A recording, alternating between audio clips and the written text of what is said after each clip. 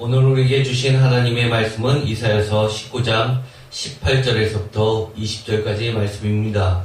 저희가 이해를 돕기 위하여 19장 1절부터 마지막 절까지 함께 읽었습니다.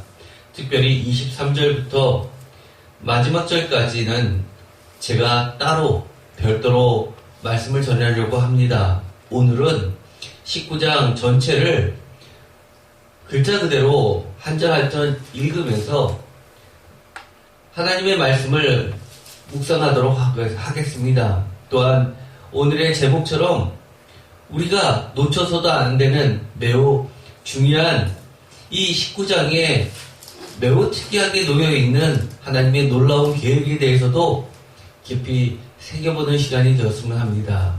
제목을 다 함께 읽어보도록 하겠습니다. 애굽 땅에 세워지는 만군의 여호와를 위한 징표와 증거. 아멘. 이 이사야서 19장 18절부터 나와 있는 이 이야기 20절까지의 그 내용을 보면 좀 다른 데서 본 거와 다르게 매우 특별합니다. 특별히 19장은 애굽에 관한 여호와의 경고로 시작되고 있기 때문에 애굽이 출애굽 때의 사건처럼 모세의 10가지 놀라운 하나님의 기적적인 그 심판의 이야기와 비슷한 이야기로 가득 찰 것 같은데 그 끝에 보면 18절부터는 애굽에 대한 특별한 하나님의 놀라운 계획을 담고 있습니다. 뿐만 아니라 그 뒤에 이어지는 23절부터 25절까지의 이 말씀은 제가 나중에 따로 이 본문은 설교 말씀을 하겠지만 구약학자들이 보기에도 매우 독특하고 특별한 여기에만 있는 말씀입니다. 특별히 애굽과 아수르에 대한 매우 특별한 하나님의 구원 약속이 담겨져 있다는 겁니다. 여태까지 보면 항상 하나님의 구원 계획은 이스라엘 백성들에게 한정된 경우가 많았습니다. 북이스라엘과 남유다. 그러나 매우 독특하게 니느웨에 대한 심판에서 하나님의 구원의 역사가 보여지는 아주 특이한 성경 본문이 있어서 우리는 그거를 요나서라고 부르면서 그것을 별도로 생각합니다. 그런데 오늘 이사야서 19장에 보면 애굽에 대한 심판이 전체적으로 나와 있지만 그 끝에는 심판 다음에 이루어지는 이사야서에서 계속해서 반복되는 것, 심판과 구원은 결코 떨어지지 않는데 그 뒤에는 하나님의 놀라운 계획이 있다는 겁니다. 19장 18절 다 같이 읽겠습니다. 그날의 애굽 땅에 가나안 방언을 말하며 만군의 여호와를 가리켜 맹세하는 5 성읍이 있을 것이며 그 중 하나를 멸망의 성읍이라 칭하리라. 굉장히 말씀이 어렵죠. 하나하나 나중에 설명을 드리겠지만 우선적으로 대충 이해하더라도 그날에 라는 것은 종말에는 하나님께서 이 애굽 땅에 놀라운 변화를 주실 텐데 그 특징 중에 하나가 가나안 방언, 즉 애굽 말을 하는 것이 아니라 이집트 말을 하는 것이 아니라 이처럼 가나안 방언, 즉 이스라엘 사람들이 쓰는 언어를 쓴다는 겁니다.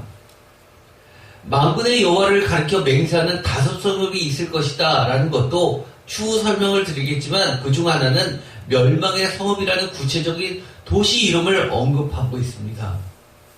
그런데 이 멸망의 성읍도 이상합니다.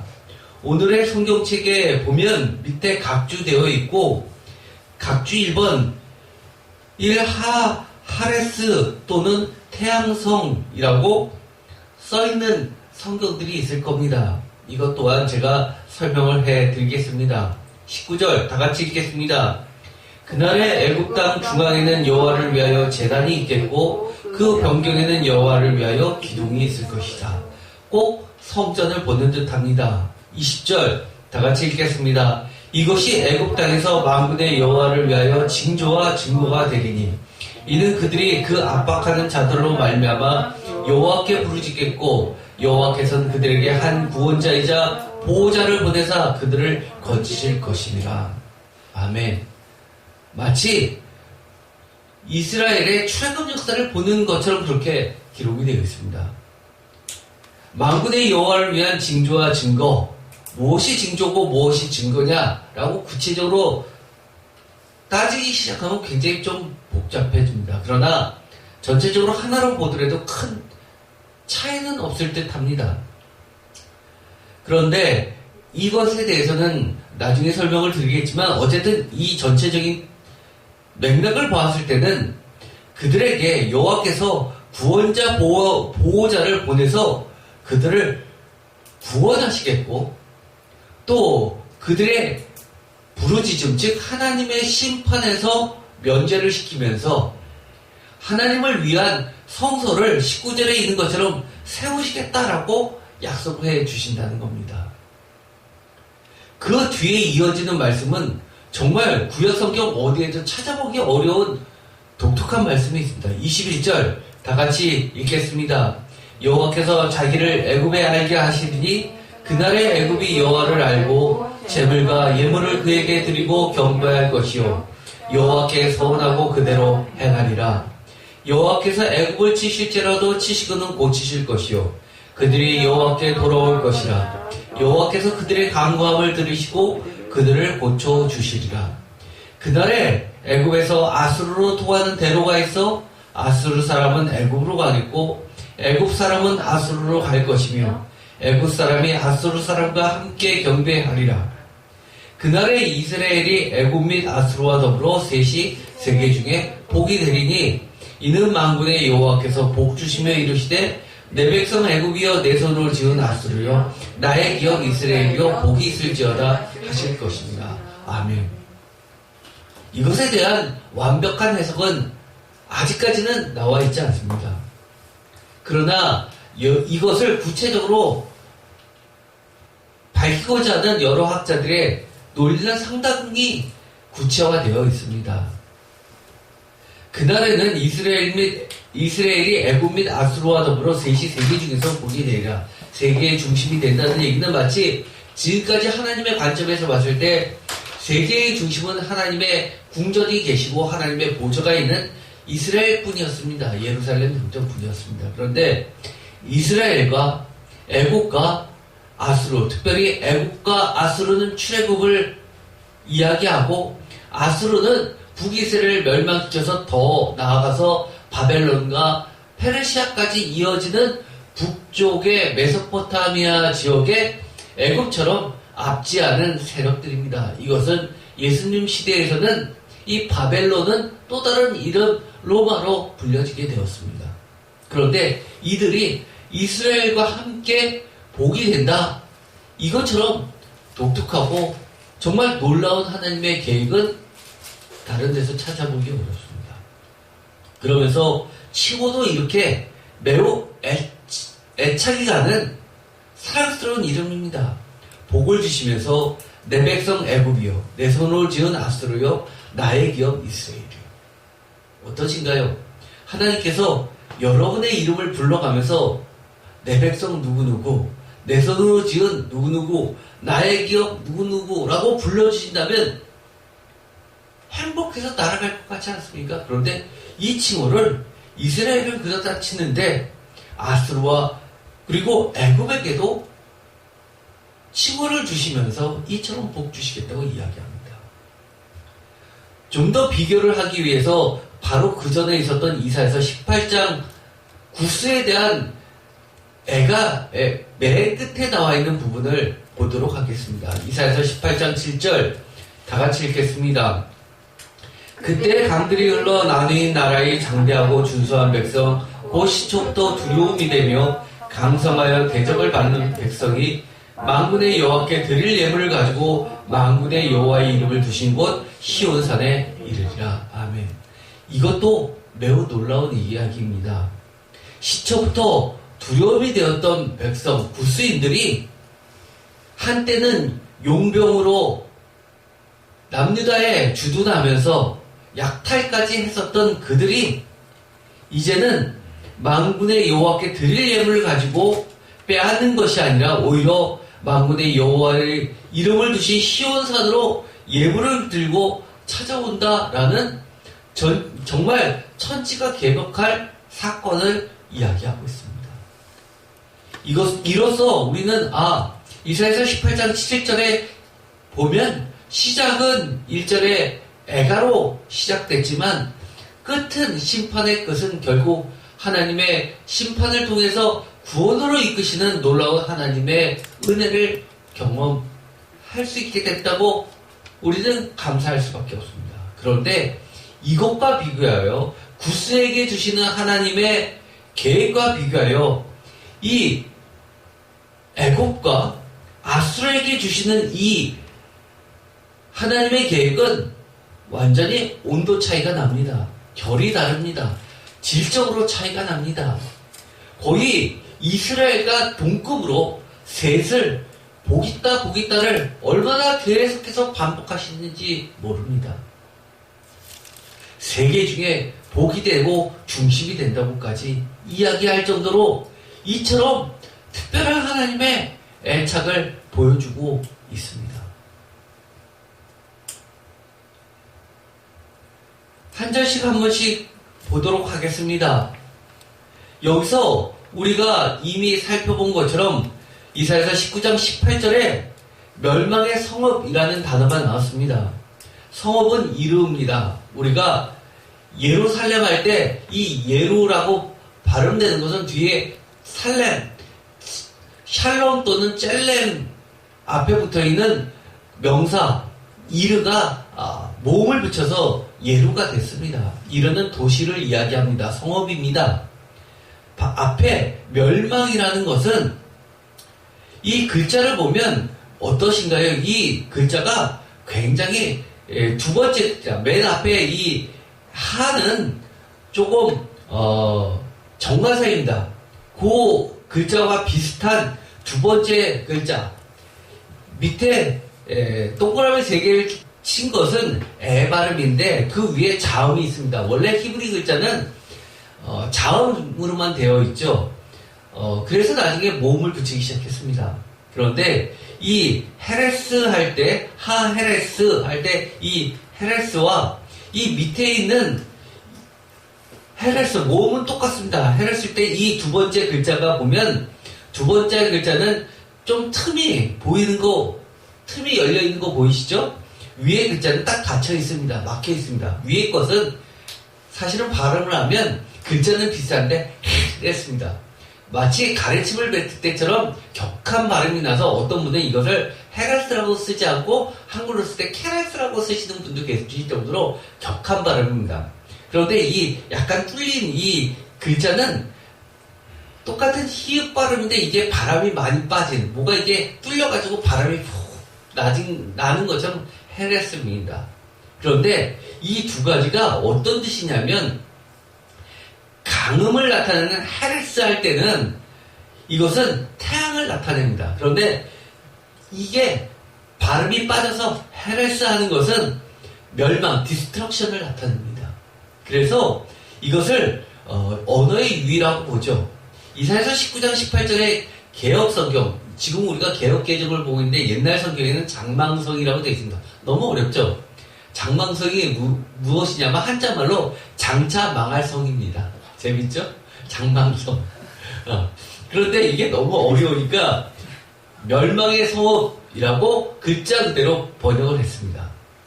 모음은 같은데 보기에도 매우 비슷하고 발음은 강약에 따라서만 달라지는 자음에 따라 태양인 헤레스 또는 멸망, 헤레스, 전복이나 파괴의 뜻을 가지는 단어로 바꿔 읽으면서 반어법적으로 읽고 있습니다. 즉 헤레스는 태양의 성읍이라고 하는 것은 이집트는 애굽은 파라오라고 하는 것은 태양신의 아들이죠. 그래서 태양신을 섬기는 국가입니다. 우상을 섬기는 나라죠. 그런데 히브리어로 헤레스가 아니라 헤레사라고 하면 이거는 멸망의 뜻입니다. 그래서 그들은 헤레스에서 태양의 성읍이라고 불러졌던 것은 굉장히 자기네들 예루살렘 성전처럼 거룩한 도시입니다. 그들에서 가장 성스럽게 여기는 도시인데 그것을 이스라엘 사람들은 우상의 땅이라고 해서 헤레스라고 멸망의 도시, 멸망의 성읍이라고 불렀던 겁니다. 그래서 이것을 그들이 이 애굽 땅에 하나님께서 나중에 심판을 하시고 다시 은혜를 주실 때는 다시는 태양신을 섬기는 것을 나는 싫어, 증오해 라고 하면서 그것을 이 멸망의 도시로 읽으면서 그들은 하나님을 오히려 높여들고 다시는 우상을 섬겨서는 안 된다는 것을 비아냥거리듯이 그렇게 이야기한다는 겁니다. 태양의 도시, 이것은 우리가 사실은 처음 들어본 것 같지만 창세기 41장 45절에 한번 나와 있습니다. 온이란 땅의 이름인데요. 우리가 이게 성경책을 쭉 읽다 보면 온 땅 해서 전 세계 전 지면할 때 이 온하고 지역 이름 온하고 발음은 한국말로 비슷하다 보니까 별 개념 없이 전부라는 뜻으로 번역해서 넘어가는 경우가 많이 있습니다. 그런데 이 원문의 이 온이란 지역은 그리스어로 하면 헬리오가 태양입니다. 우리도 이 근처에 헬리오시티가 있지 않습니까? 헬리오는 태양이라는 뜻입니다. 그리스어로. 그래서 온이란 지역을 헬리오폴리스로 불려졌습니다. 그래서 이 태양신을 섬기는 애굽 이집트의 멸망받을 수 없는 성읍이 여호와 하나님의 은혜를 입어 하나님만을 섬기는 대표적인 거룩한 하나님의 제단이 세워지는 증거의 도시가 되었다는 겁니다. 이름만 봐서 이것이 이 태양의 도시가 아니라 멸망의 도시라는 것을 보면 야, 이것은 정말 하나님을 섬기는 거룩한 제단이 있는 곳이구나. 우상은 여기에 얼씬도 못하는구나 라는 증거가 된다는 겁니다. 그래서 우리가 보면 역사를 보면 많은 전쟁이 있고 전쟁에서 승리한 자들이 이 피정복민들의 토착 그 제단을 완전히 헐어버리지 않고 그 위에다가 일부를 남겨두고 그 자신들이 섬기는 신의 성전으로 바꾸는 경우들이 많이 있습니다. 그거는 일부러 그러는 거죠. 쉽게 말해서 자기네 신이 당신들의 신을 짓밟아서 진짜 신이 누구냐를 나타내는 그런 형식입니다. 대표적으로 우리가 잘 알고 있는 유명한 터키의 모스크가 있죠. 사실 그거는 4세기 때부터 이어지는 유명한 기독교 지역이었고 그것이 나중에는 중세 때는 아주 유명한 성당이었죠. 그런데 그것이 모스크로 바뀌었는데 놀라울 것은 거기 가본 사람들이 예수상이 그대로 벽화로 남아있다는 것이 놀라울 정도입니다. 어떻게 모스크에 저게 있지? 다른 건 다 바꿨는데 그것은 그만큼 자기네들이 그것을 짓밟았다는 뜻입니다. 예를 들어서 또 중남미에 보면 많은 이 토착인들이 섬기던 그 제단, 성전을 스페인이 점령하면서 그대로 그것을 일부를 남겨두고 거기다가 십자가를 달고 그리고 그 앞에 여러 가지 벽화를 붙이면서 그대로 성당으로 쓰는 경우들이 굉장히 많이 봅니다. 예를 들어서 그런 겁니다. 즉 모든 것은 하나님을 진실하게 믿는 거룩한 하나님의 제단이라는 증거를 쓰고 있다는 겁니다. 사전을 보더라도 여기 보면 이렇게 헤르스라고 되어 있는데 이 뜻은 오보스로 전복이고 디스트럭션 파괴라는 뜻인데 이것이 나중에 뭐로 바뀌었냐면 이처럼 이 헤레스가 아니라 헤레스로 바뀌었다는 겁니다. 여러분들이 이 헬리오폴리스를 찾아보면 예를 들어 두산 데베카에서도 이렇게 나와 있죠. 성서 지명은 온이라고 나와 있습니다. 태양신 아톰 및 라를 우주 창조신으로 섬기는 헬리오폴리스 신화, 혹시 오시리스 신화 이런 거 들어보셨나요? 이런 것들의 대표적인 겁니다. 그런데 거기에 보면 그 지역에는 유명한 오벨리스크라고 들어보셨습니까? 이렇게 뾰족한 연필처럼 이렇게 길쭉하게 세워진 기둥인데 거기에 글자들이 잔뜩 써 있는 것들입니다. 그런데 이것을 이 지역을 점령하고 나서 이 오벨리스크가 지금은 한 개만 남고 모두 해외로 유출됐는데 로마나 뉴욕이나 런던의 광장에 그것을 가져다가 버젓이 세워놓고 있습니다. 고고학자들이 그것을 보면 그 안에는 빼곡히 들어있는 신에 대한 찬양 또는 전쟁에서 승리했다는 역사 기록물들을 적어놓은 거고요. 그리고 어떤 지역을 점령했을 때 이 포로로 끌고 왔던 숫자라든지 아니면 여러 가지 수확물들 전쟁으로 뺏은 이 자기네의 보상품들을 품목들을 열거하는 것이 있고 또 어떤 지역에서는 조공을 어떻게 받았는지라는 기록들도 있습니다.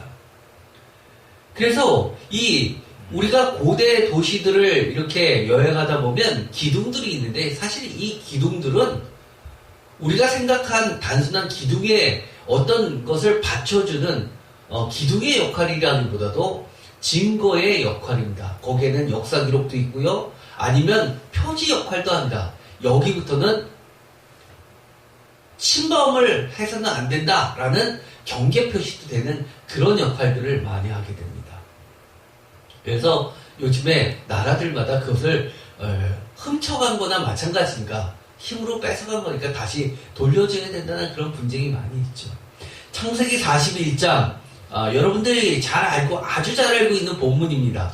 44절 바로가 요셉에게 이르되 나는 바로라 애굽 온 땅에서 내 허락 없이는 수족을 내릴 자가 없으리라 하고 45절 다같이 읽겠습니다. 그가 요셉의 이름을 사브나 바네라 하고 또 오네 제사장 보디베라의 딸 아스낫을 그에게 주어 아내로 삼게 하니라. 요셉이 나가 애굽 온 땅을 순찰하니라. 이러다 보니까 헷갈립니다. 뒤에도 온 땅, 앞에는 오네 제사장. 그래서 그 44절에도 온 땅 이러다 보니까 이 중간에 껴있는 45절에 오네 제사장도 그냥 온 땅으로 이해하고 넘어가는 경우가 있습니다. 그러나 이거는 진용입니다. 이것이 헬리오폴리스 멸망의 도시로 추정하고 있습니다.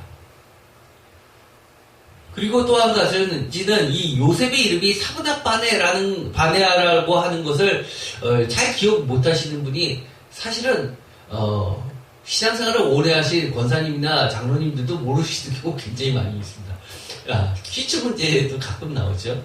그리고 보통 이런 사람들은 이 부인을 누구로 왕이 점지고 주냐 하면 이처럼 유명한 제사장의 딸이나 이런 가문하고 연결을 시켜줍니다. 그렇다는 얘기는 이 요셉을 뭐로 취급한다는 겁니까? 우리는 단순하게 정치인 총리로서만 기억을 하지만 제사장, 참모의 역할이 더 크다는 겁니다. 이집트에서 이 제사장의 중요한 역할은 신의 뜻을 묻는 겁니다. 그래서 사브나 바네아라는 것은 하나님의 비밀을 은밀히 알아서 밝히는 자라는 뜻을 가지고 있습니다. 이사야서 19장 18절에 있는 애굽 땅은 이 애굽 땅적 여호와 신앙의 가장 대표적인 태양신과 우상의 나라인데 18절에 가나안 방언 이 이야기는 여호와 유일신앙의 경전인 토라를 읽고 이해할 수 있을 뿐만 아니라 하나님의 제사장으로서의 선민인 남은 자 새 이스라엘 백성으로부터 율법을 배울 수 있는 언어이기 때문에 가나안 방언을 한다는 겁니다. 제가 신학교를 들어갔는데 깜짝 놀란 것은요. 아프리카 출신들, 그 다음에 남미, 중남미, 그리고 동유럽 이런 쪽의 학생들이 장학생으로 신학교에 한국말도 잘 못하는데 많이 들어와 있었습니다. 왜 그럴까요? 이들을 훈련시켜서 다시 그 나라로 파송하는 선교사들이죠. 보통 한국에 있는 대형 교회들이 현지인들을 뽑아서 이처럼 한국말도 가르치고 훈련도 시키고 신앙을 올바로 배우게 해서 거기서 그 지역에 가서 말씀을 가르치는 사역을 맡기는 겁니다. 그럴 때 그들을 위해서 영어로 수업하지 않습니다. 한국말로 수업합니다. 가나안 방언을 말한다라고 하는 것은 기본적으로 그들과 장사하기 위해서 방언을 말하는 게 아닙니다. 여호와 유일신 신앙의 경적인 토라를 읽고 이해하고 또 이스라엘 사람들에게 이 말씀을 배울 수 있는 언어이기 때문입니다. 그래서 자신들이 나가서 그것을 자신들의 언어로 또 바꿔서 가르치는 자들이 된다는 얘기입니다. 아까도 18절에 애굽 땅이라고 하는 것은 지금까지는 애굽은 언제나 가나안, 팔레스타인 지역의 여러 나라들보다 월등히 강대국이었습니다. 그런데 늘 지배에 영향을 미치던 그들이 즉 여호와의 적그리스도처럼 적 여호와 신앙의 가장 대표적인 태양신과 우상의 나라였다는 겁니다. 그런데 그 땅의 사람들이 가나안 방언을 한다? 쉽게 말해서 그들은 하나님 신앙으로 돌아선다는 얘기입니다. 그런데 우리가 여러 가지 선지서를 읽어보면 어떤 말이 있습니까? 몰래 이 제사장들이 숲속에 들어가서 어떻게 한다는가? 가증한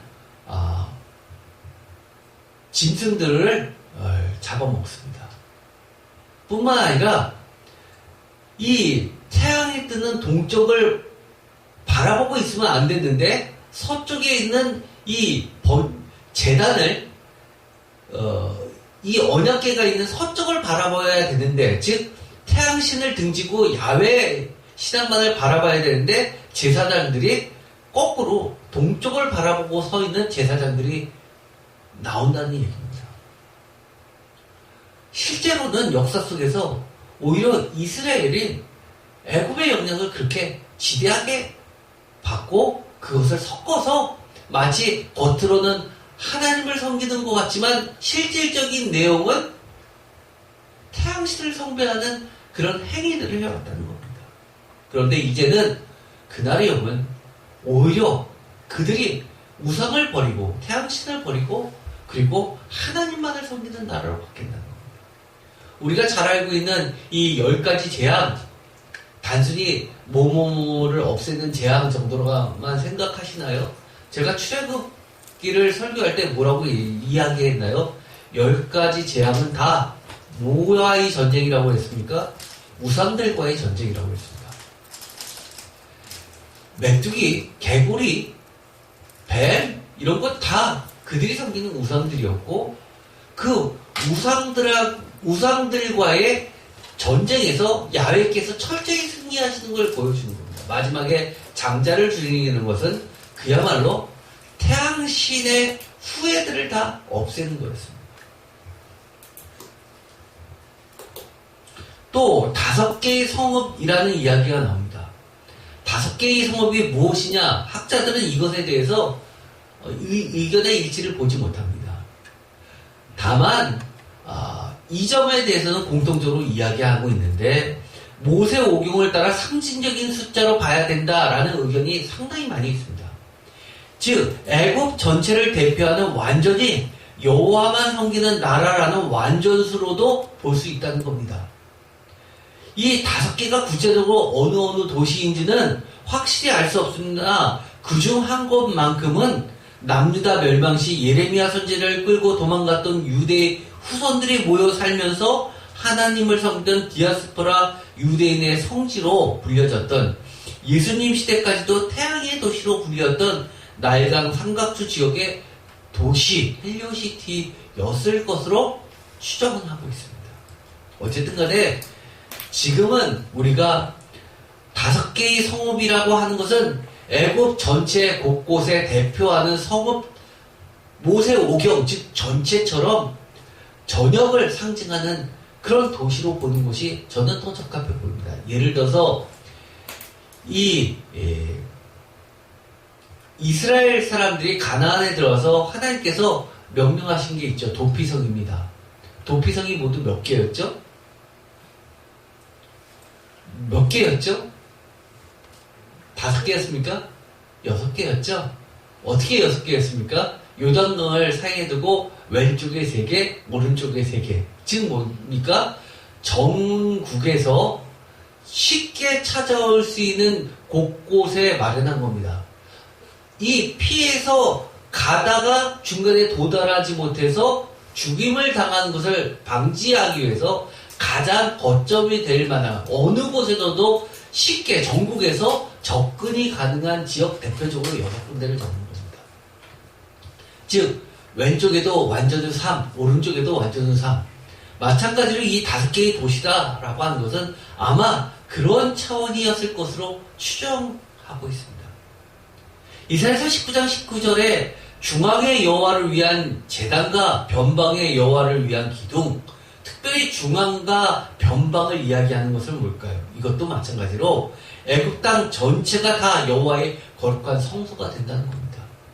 사실 왜 하나님께서 나의 기업 이스라엘이라고 부르는 칭호와 복은 가게끔 내 백성 애굽, 내 손으로 지은 아수르라고 구스하고는 다르게, 그렇게 두로하고는 다르게 그렇게 부르실까요? 그만큼 전 지역이 하나님의 거룩한 성소가 된다는 이야기입니다.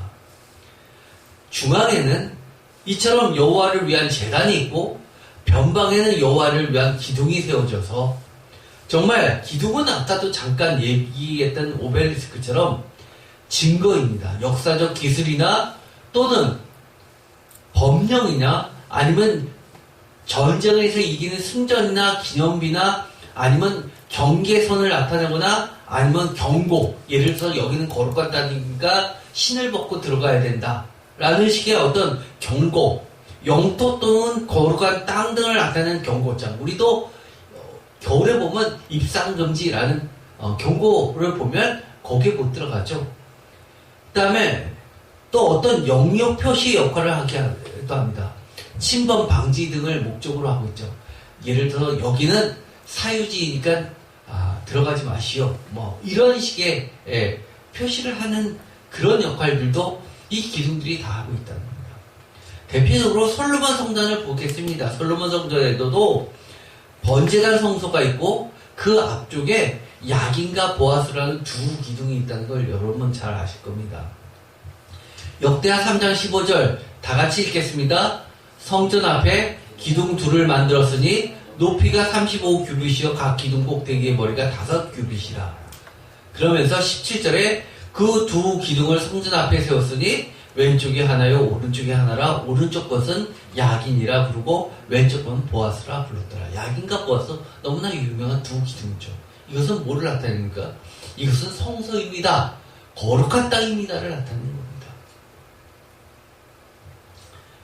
우리가 이사야서 19장 1절에서 3절까지를 보면 5개의 애굽의 우상들에 대해서 나오고 있습니다. 예를 들어서 애굽의 우상들, 우상, 마술사, 신접한 자, 요술계, 이런 것들을 구체적으로 5개로 이야기하는 게 뭘까요? 이것은 즉 모든 애굽인의 마음부터 시작해서 애굽인의 정신까지를 지배하고 있는 이런 우상들을 얘기합니다. 예를 들어서 19장 1절 애굽에 가는 경보라. 보라 여호와께서 빠른 구름을 타고 애굽에 임하시리니, 다 같이 읽겠습니다. 애굽의 우상들이 그 앞에서 떨겠고 애굽인의 마음이 그 속에서 녹으리로다.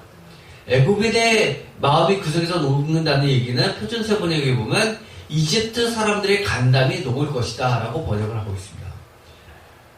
이처럼 이 애굽인의 우상들 그 다음에 그 뒤에 이야기하고 있는 3절 다 같이 읽겠습니다. 애굽인의 정신이 그 속에서 쇠약할 것이요 그의 계획을 내가 깨뜨리니 그들이 우상과 마술사와 신접한 자와 요술계기에 몰리리로다 라고 이야기합니다. 여기 4개와 그 위에 우상들 해서 마치 출애굽 10개의 재앙 속에 포함해 있는 모든 우상들을 포함하고 있는 듯합니다. 이처럼 여기서도 5개를 굳이 언급하는 이유도 모든 우상이라고 상징적으로도 볼 수도 있다는 겁니다. 우리가 읽었었던 것처럼 19장 1절에 빠른 구름이라고 하는 것은 굳이 무엇을 이야기할까요? 우리가 이사야서 18장 4절에 조용히 감찰하시는 하나님에 대해서 우리가 지난주일에 본 것이 있었습니다. 그들은 하나님은 너무 조용하다는 것이다. 조용하다는 겁니다. 있으나 마다한 것 같다는 겁니다. 이 세상에 개입하지 않는다는 것 같습니다. 하나님의 백성이 억울한 일을 당해도 모른 척 하시는 것 같다는 겁니다. 그러나 여기서 이야기하는 것은 뭡니까? 그런 모든 대상들, 즉 애굽에 대한 경고라. 다 같이 읽겠습니다. 여호와께서 빠른 구름을 타고 애굽에 임하시리니. 빠른 구름을 타고. 고대 근동에서 빠른 구름은 무엇을 상징할까요? 이것은 그들의 신화를 좀 이해할 필요 있습니다. 우리가 고고학에 보면 이 바알 신에 그려져 있는 여러 가지 토기 모양 같은 것들이 나오게 됩니다. 조각들이 나오게 되죠. 거기에 보면 이 바알 신앙, 바알이 무엇을 타고 다니냐면 구름을 타고 다닙니다. 그리고 손에는 무엇을 들었냐면 이 번개창을 들고 있습니다. 그래서 구름이 자가용처럼 또는 전차처럼 타고 다니면서 뭐를 쏘냐면 번개를 날립니다. 번개가 안 무섭다고요? 요즘에도 간간히 번개 맞아서 사망했다는 소식이 21세기에도 들려오지 않습니까? 과거에는 훨씬 더 무서웠죠. 번개가 치면 산이 불타는 일이 빈번히 있었습니다. 그래서 그들에게 있어서는 조용히 감찰하시는 하나님의 대조적으로 보기에도 정말 놀랄 정도로 번개를 창처럼 들고 공습적이고도 종횡무진 돌진하는 신적 전사의 임재, 즉 구름을 타고 임하시는 고대 근동의 조용한 하나님이 아니라 역동적인 묘사를 상징하면서 이에 대한 애국 우상들의 두려움을 직접적으로 언급하고 있다. 오늘날로 이야기하면 무엇일까요? 빠른 구름을 타고 임하시리니. 예를 들어서 이겁니다. 초고속, 초음속 스텔스 전투기를 타고 공격이 들어보면 레이더도 안 걸리고 순식간에 불바다가 됐죠. 평소에는 없는 것 같은데 어느 순간 어하는 사이에 모두가 떨게 됩니다. 하나님을 그런 식으로 전사 하나님으로 묘사한 겁니다. 조용히 감찰하시는 하나님과 대조적으로 보기에도 19장 1절에 뭐라고 시작하니까 보라라고 이야기합니다. 우리도 그런 얘기 하죠. 와, 저거 놀라면 말도 못하고 보라는 소리뿐이 못합니다. 간담이 녹을 정도로. 그 다음에 그들이 이야기하는 게 뭡니까? 애굽인의 정신이 그 영속에서 쇠약할 것이요. 이거를 표준세번역은 이렇게 번역합니다. 그래서 이집트 사람들의 기를 죽여 놓겠다. 사람이 기가 빠지면 어떻게 됩니까? 기가 막히면 어떻게 됩니까? 죽습니다.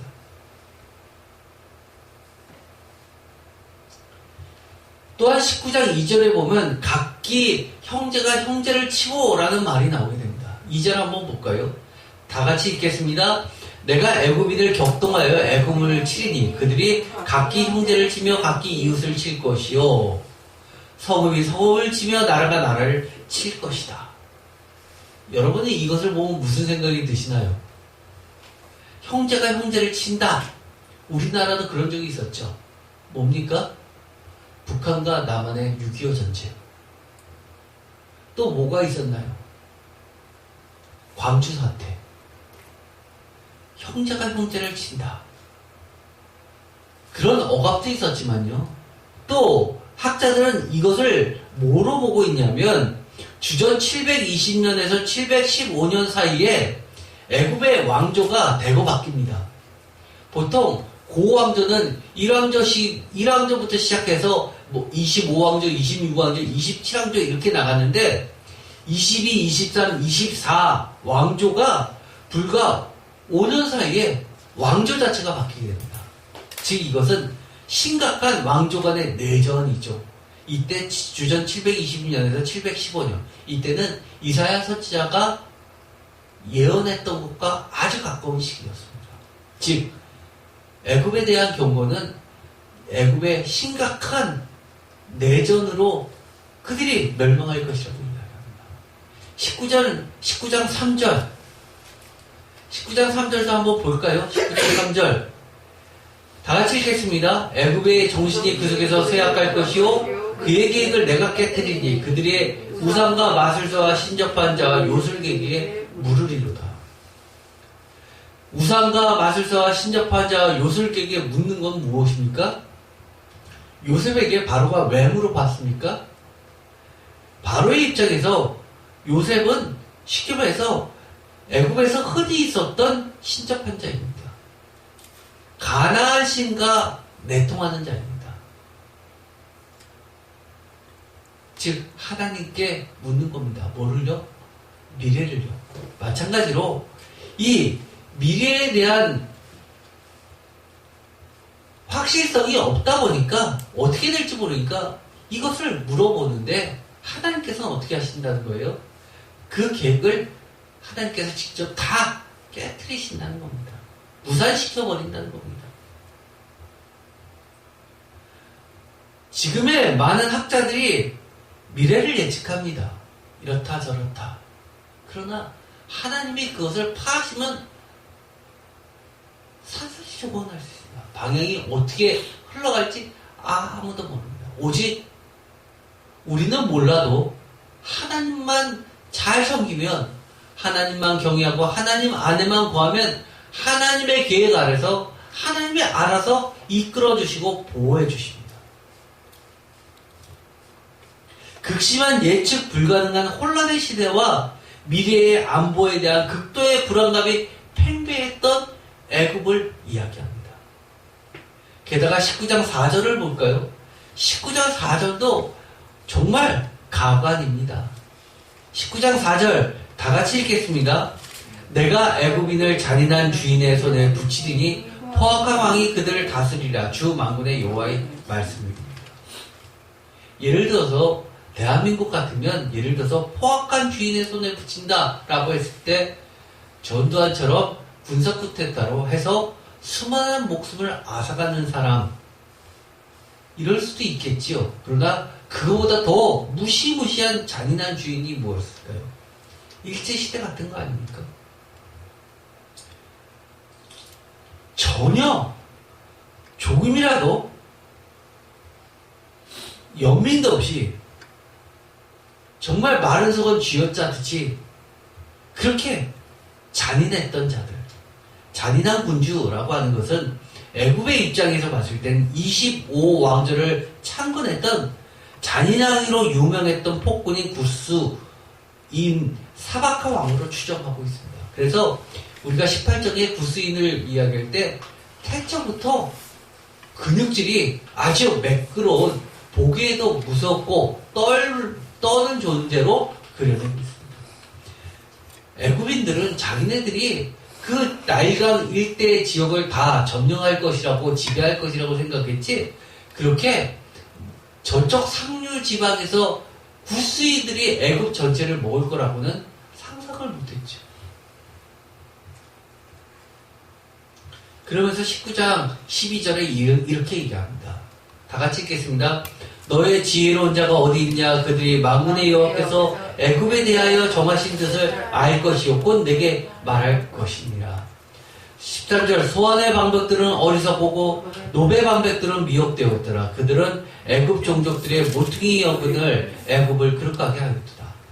14절 여호와께서 그 가운데 어지러운 마음을 섞으셨으므로 그들이 애굽을 메세의 잘못 같게 함이 취한 자가 토하면서 피들거림 같게 하였으니. 저는 요즘에도 전 정권이나 지금 정권이나 그게 그거 같습니다.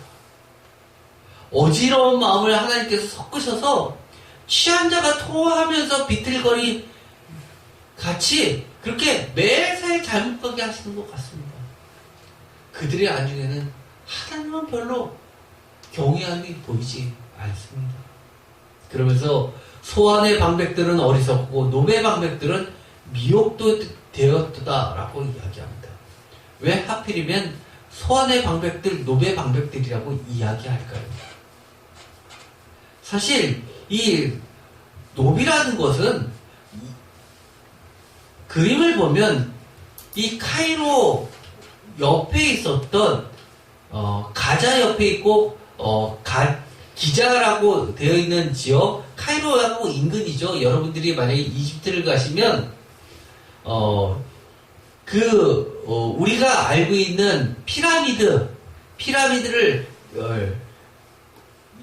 여행지에서 크게 사진으로 보여주는 데는 어디냐면 사실 그 밑에 있는 룩소르라고 하든지 테베라는 지역을 가야지만 우리가 영화에서 나오는 그런 데를 볼 수 있고요. 이 카이로 근처에서 당일치기로 가서 볼 만한 데는 제일 가까운 데가 아주 조그만 피라미드 3개가 있는 이 기자 지역 말고는 없습니다. 그래서 사람들이 저도 출장 갔을 때 20년 전에 출장 갔을 때 여길 보고 너무 실망했습니다.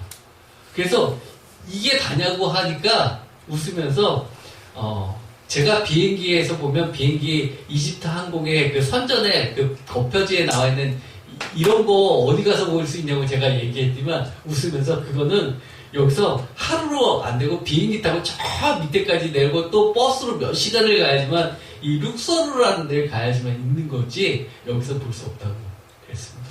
그래서 제가 그랬죠. 아니 그런 거라면 나한테 미리 얘기해서 일을 빨리 끝내고 하루라도 만들어서 갔다 오게 하지 끝까지 나를 잡아놓고 이렇게 일하냐고 제가 농담으로 얘기한 적이 있습니다.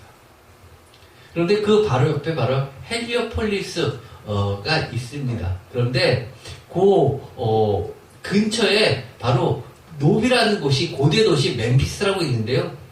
이게 바로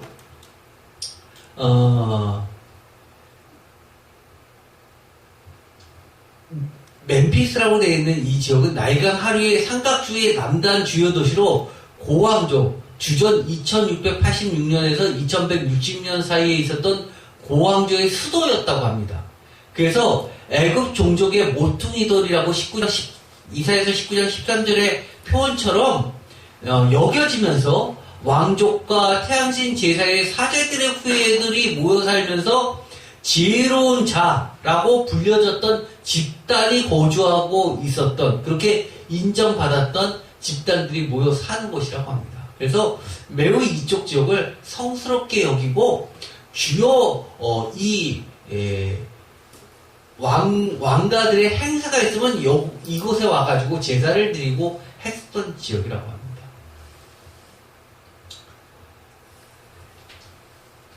이사야서 19장 17절을 잠깐 보도록 하겠습니다. 이사야서 19장 17절 다 같이 읽겠습니다. 유다의 땅은 애굽의 두려움이 되리니 이는 만군의 여호와께서 애굽에 대하여 정하신 계획으로 말미암아 그 소문을 듣는 자마다 떨리라. 사실 이것은요 특별히 설명을 안 하면 많이 오해해서 읽는 본문 중에 하나입니다. 이것을 이야기하면 유다의 땅이 예굽 사람들에게 두려움이 된다라고 하는 것을 보통은 어떤 식으로 이해하냐면 남유다가 군사적으로 압도해가지고 애굽에까지 지배하려는 침공을 할 것이라는 정치적 군사적 세력으로 애굽의 두려움이 될 것이라고 이해할 수 있다는 겁니다. 그러나 이것은 이 유다의 땅이라는 이 땅을 여기 본문에서는 히브리어로 아다마를 씁니다. 아다마, 잘 모르시죠? 우리가 아주 잘 알고 있는 것은 아담입니다. 아담. 어근이 똑같습니다. 즉 먼지나 흙으로서의 일반적 물질의 의미인 아담의 어근으로서의 땅입니다. 어떤 색채가 없는 물질을 이야기합니다. 그런데 유대인들이 자기네들의 유대인의 땅 할 때 이 땅을 뭐를 쓰냐면 아다마를 쓰지 않고 에레즈라는 말을 씁니다. 그래서 이 에레츠라는 말을 쓸 때는 유대인이 단순히 이 땅이 아니라 정치적, 군사적 힘이 있는 이런 세력을 이야기할 때 씁니다. 그래서 여기서는 아담아를 썼기 때문에 1번의 해석은 적합하지 않고 오히려 두 번째 해석이 더 적합할 것으로 학자들은 봅니다. 즉 유다와 이 애굽은 오랜 세월 동안 심지어 솔로몬 시대처럼 가깝던 적이 없었죠. 유다와 정치 군사적 동맹관계에 있던 애굽이 유다에 대한 하나님의 심판 계획, 즉 이사야서 5장 12절이나 19절에 나와 있는 이런 심판 계획이 유다 땅에서 집행되는 것을 그 과정들을 보면 곧이어서 하나님이 심지어 자기 백성들을 심판하시는데 우리는 가만두시겠어? 라고 곧이어서 애굽 자신에게도 집행된 하나님의 계획에 대해서 미리 두려워 떨 수밖에 없다는 것을 이야기합니다. 그런데 이 두 번째 견해는 유다의 패망은 역사적 맥락에도 부합되는 진술로서 학자들은 이런 이유에서 두 번째 견해를 다수로 지지합니다. 예를 들어서 유다가 애굽을 지배한 적이 사실 단 한 번도 없었죠. 이사야서 5장 11절에 화이슬 찢어라고 이야기하면서 12절 다같이 읽겠습니다. 그들이 연애에는 수금과 비파와 소고와 피리와 포도주를 갖췄어도 여호와께서 행하시는 일에는 관심을 두지 아니하며 그의 손으로 하신 일을 보지 아니하는도라. 13절 그러므로 내 백성이 무지함으로 말미암아 사로잡힐 것이요 그들의 귀한 자는 굶주릴 것이요 우리는 목마를 것이다. 뭐에 대한 무지요? 여호와 하나님에 대한 무지. 하나님에 대해서 알지 못하는 겁니다. 사실은요, 설교 시간이 무슨 시간이냐면 우리가 하나님에 대해서 알아가는 시간입니다. 예수님에 대해서 배우는 시간입니다. 그런데 하나님에 대해서 별로 성경 말씀에 대해서 배우지 않는 설교, 그것은 저는 결국 하나님에 대한 무지함으로 가서 결국 하나님의 행하시는 일에도 관심이 없고 나중에 심판의 대상뿐이 될 수 없다고 이야기합니다. 이사야서 5장 18절 거짓으로 끈을 삼아 죄악을 끄며 순례주로 말미암아 죄악을 끄는 자는 화이슬 진조하면서 19절 다같이 읽겠습니다. 그들이 이르기를 그는 자기 일을 속속히 이루어 우리에게 보게 할 것이며 이스라엘의 거룩한 이는 자기의 계획을 속히 이루어 우리가 알게 할 것이라 하는도다. 이 19절의 말씀도 많이 헷갈린다고 말씀을 드렸습니다. 그래서 이거는 표준세 번역에 있는 게 명확하다고 했죠. 표준세 번역으로 읽어볼까요? 기껏 한다는 말이 하나님더러 서두르시라고 하여라. 그분이 하고자 하시는 일을 빨리 하시라고 하여라. 그래야 우리가 볼 게 아니냐. 계획을 빨리 이루시라고 하여라. 이스라엘의 거룩하신 분께서 세우신 계획이 빨리 이루어져야 우리가 그것을 알 게 아니냐 하는 거다. 완전히 하나님을 비아냥거리는 거죠. 조롱하는 겁니다. 뭐라고요? 어떤 자들이 얘기하는 것처럼 하나님은 조용하셔. 하나님 이렇게 우리 일에 관심 안 하셔. 만약에 그렇다면 세상이 이럴 수 있어? 하나님의 심판 빨리 일어나게 해봐. 그러면 내가 그때 가서 믿지. 이런 말 많이 하잖아요. 이런 무지함이 결국 화이슬 진정하면서 심판으로 이끄신다는 겁니다. 그리고 나서 그것을 보면서 애국 사람들이 두렵다는 겁니다. 그 다음은 내 차례인가? 드디어 이사야서 19장 19절부터 중요한 이야기가 나오게 됩니다. 다 같이 읽겠습니다. 그날의 애굽 땅 중앙에는 여호와를 위하여 제단이 있겠고 북변경에는 여호와를 위하여 기둥이 있을 것이요 이것이 애굽 땅에서 만군의 여호와를 위하여 징조와 증거가 되리니 이는 그들이 그 압박하는 자들로 말미암아 여호와께 부르짖고 여호와께서는 그들에게 한 구원자이자 보호자를 보내사 그들을 건지실 것입니다. 징표와 증거가 된다라고 이야기합니다. 아까도 이야기했지만 성소라는 이야기죠. 거룩한 땅이라는 이야기입니다. 징조, 이것은 오트인데요. 표식과 표나 표지나 서명, 사인을 이야기합니다. 사인. 우리가 흔히 이 징조를 많이 봅니다. 다른 말로 이야기하면 가게마다 간판이 있지 않습니까? 이걸 우리가 사인보드라고 했죠. 사인. 이게 무엇입니까? 이건 표식입니다. 누가 보더라도 알 수 있는 것. 그리고 그 표식대로 그것은 권위를 가집니다. 합법적으로 거기서 무엇을 하는지를 알 수 있습니다. 예를 들어서 무슨 병원 했는데 거기서 옷을 팔 수 있습니까? 무슨 교회 했는데 거기서 뭐 다른 장사할 수 있습니까? 아니죠. 이것은 권위를 나타내기도 합니다. 그리고 우리가 보험사에서 준 계약서를 보면 맨 끝에 반드시 뭐가 들어가 있을 때입니까? 나머지는 다 프린트가 되어 있어도 서명을 직접 하게 되어 있습니다. 이거는 사인은요, 표식이고 표이고 표지입니다. 그 무엇도 혼동할 수 없는 명확한 징조죠. 창세기 4장에 대표적으로 나와 있습니다. 15절. 가인과 아벨 사건에서 15절. 여호와께서 그에게 이르시되 그렇지 아니하다. 가인을 죽이는 자는 벌을 7배나 받으리라 하시고 가인에게 표를 주사 그를 만나는 모든 사람에게 죽임을 면하게 하시니라.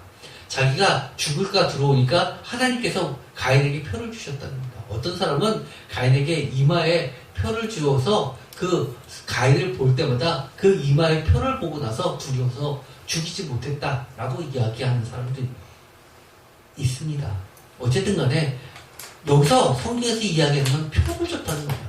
누구나 보고 가인은 건드리면 안 돼 라고 하나님께서 권위를 가지고 다른 것과 가인을 구분시켜줬다는 겁니다.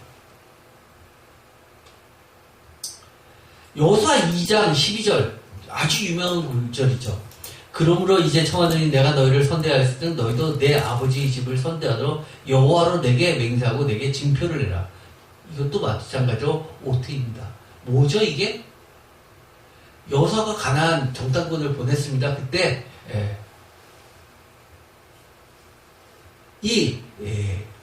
도망가가지고 숨게 되죠. 그러면서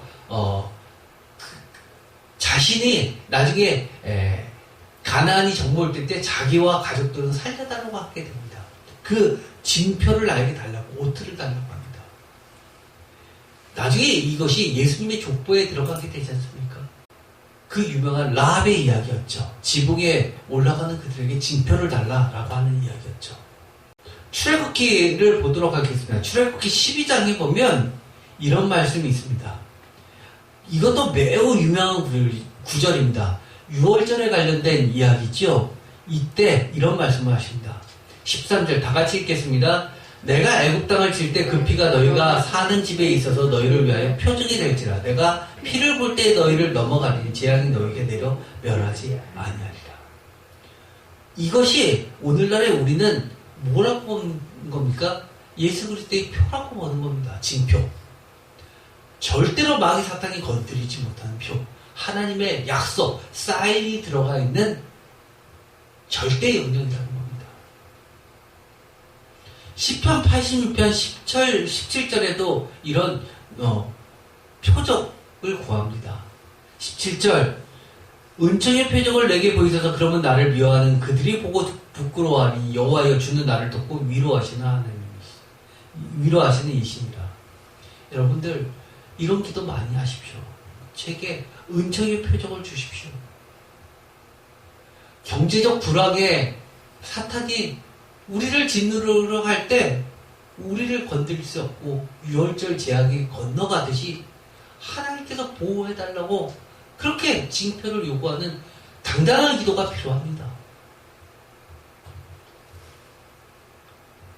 그 표는 단순히 우리가 세상에서 복받았다라는 징표입니까? 그렇게 이해하면 안 됩니다. 어떤 표요? 지금 우리가 이사야서 19장에 애굽인들에게 하나님이 하신 약속, 징표가 된다라고 하는 건 뭡니까?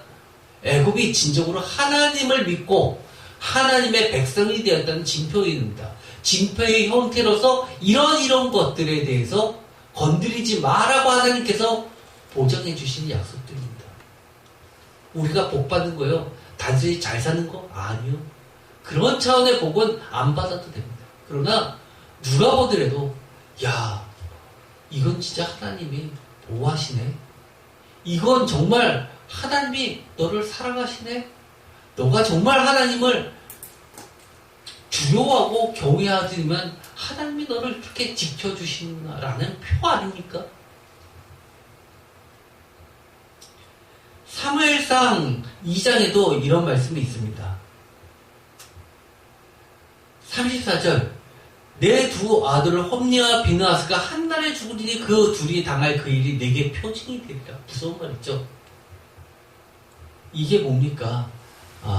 마지막 제사장을 두고 엘리 제사장을 두고 하나님께서 하셨던 징표로서 뭘 주시는 겁니까?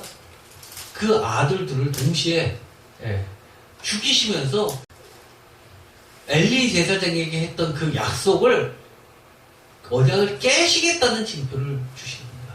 즉 서명하시는 거죠. 서명이 한번 날인되고 나면 어떻게 됩니까? 못 바꿉니다. 못 바꿉니다. 그 누구도 못 바꿉니다. 징조와 증거가 되리니 이 증거라는 이것은 히브리어로 에드투입니다. 위트니스라는 뜻입니다. 예를 들어서 이겁니다. 창세기 31장에 보면 그 유명한 얘기가 있습니다.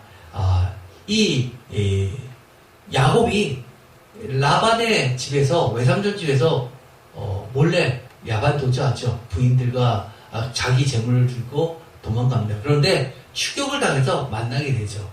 그런데 하나님의 놀라우신 은혜로 화해로 마치게 됩니다. 그러면서 뭘 하냐면 47절 라반은 그것을 여갈 사하두라 불렀고 야곱은 그것을 갈로엣이라 불렀다. 라반의 말에 오늘 이 무더기가 너와 나 사이의 증거가 된다 하였으므로 그 이름을 갈로엣이라 불렀다. 49절 또 미스바라 하였으니 이는 그의 말에 우리가 서로 떠나 있을 때 여호와께서 나와 너 사이를 살피옵소서 함이라. 그러면서 51절에 라반이 또 야곱에게 이르되 내가 나와 너 사이에 둔 이 무더기를 보라 또 이 기둥을 보라. 우리가 시골에 가면 산 같은 데 올라가면 이렇게 돌무더기 쌓아두고 그 옆에 또 돌로 이렇게 기둥처럼 세워놓은 것들이 있습니다. 이게 뭐냐면 하나의 표식이죠. 증거라는 겁니다. 그러면서 52절에 이 무더기가 증거가 되고 이 기둥이 증거가 되리니 내가 이 무더기를 넘어 내게로 와서 해하지 않을 것이요 내가 이 무더기 이 기둥을 넘어 내게로 와서 해하지 아니할 것이다. 서로 침범하지 않는 약속의 표시 그리고 이게 증거가 된다는 겁니다.